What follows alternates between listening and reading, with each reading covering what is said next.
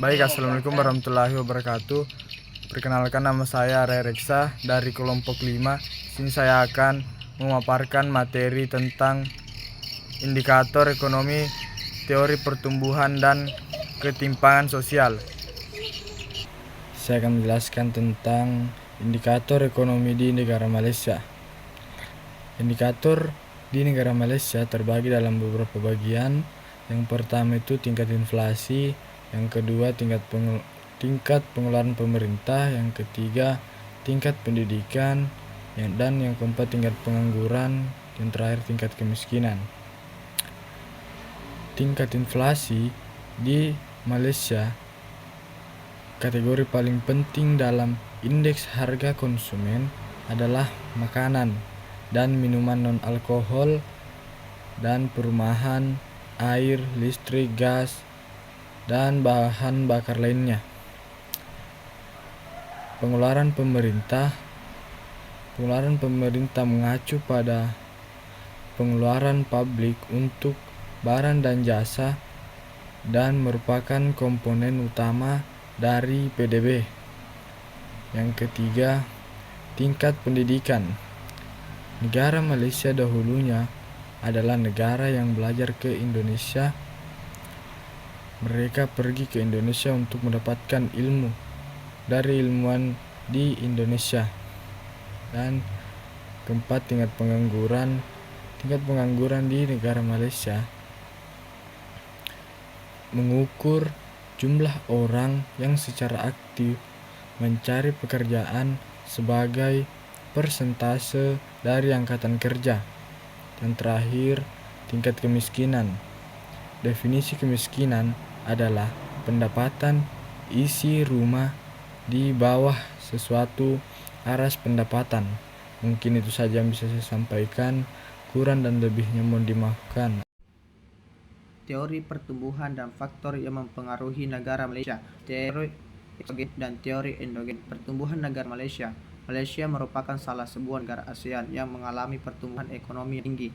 Keajaiban ini seperti yang ditunjukkan pada Raja jelas bermula dalam tahun 1980-an, berikutan daripada tindakan kerajaan pada masa itu membangun sektor perindustrian serta mengamalkan dasar pan ke timur, menerusi kerjasama dan gandingan yang dinamakan catching up ekonomi dengan negara Asia termaju, yaitu Jepang.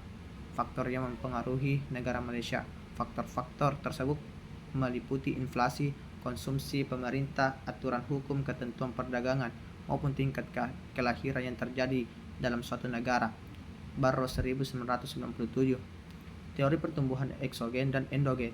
Teori pertumbuhan endogen adalah salah satu teori ekonomi yang menjelaskan faktor-faktor yang mendorong pertumbuhan ekonomi jangka panjang. Dalam teori ini, pertumbuhan ekonomi tidak hanya mempengaruhi oleh faktor eksternal seperti sumber daya alam atau teknologi, tetapi juga oleh faktor internal seperti investasi dalam sumber daya manusia, penelitian dan pengembangan, dan inovasi. Teori pertumbuhan endogen pertama kali dikembangkan oleh ekonom Robert Lucas pada tahun 1988 dan kemudian dikembangkan lebih lanjut oleh ekonomi lain seperti Paul Romer dan Robert Barro.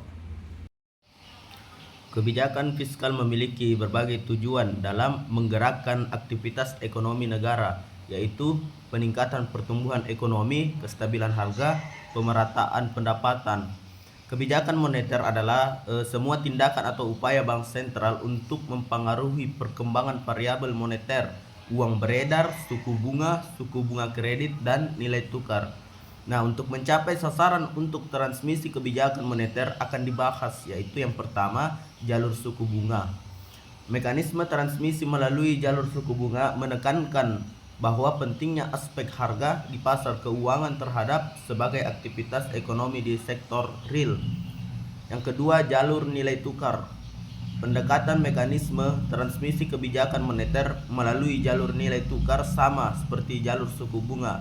menekankan pentingnya aspek perubahan harga aset finansial terhadap berbagai aktivitas perekonomian. Selanjutnya terkait dengan materi ekonomi makro, di mana membahas terkait dengan negara Malaysia, di mana ini pada bagian 4.1 identifikasi trennya naik turunnya negara Malaysia. Di mana semenjak masa pandemi COVID-19 ini yang melanda negara-negara dunia, dan salah satunya adalah Malaysia, yang dimana Malaysia yang telah berjaya mengurangi berbagai cabaran atau tantangan, terutamanya dari segi memastikan pemulihan ekonomi dan kesejahteraan hidup rakyat, serta tetap berlangsungnya perniagaan atau perdagangan.